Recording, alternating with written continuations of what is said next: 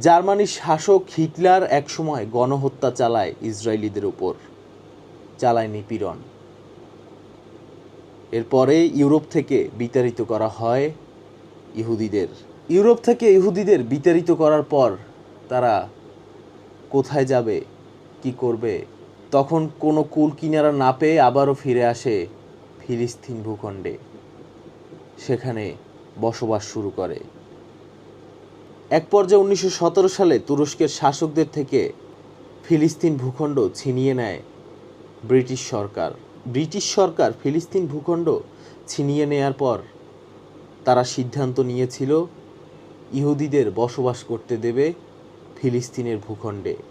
এরপর দ্বিতীয় বিশ্বযুদ্ধের সময় আমেরিকাকে পারমাণবিক অস্ত্রের নীলনকশা দিয়েছিল এক ইহুদি ব্যক্তি। এরপর থেকে আমেরিকা চাইতো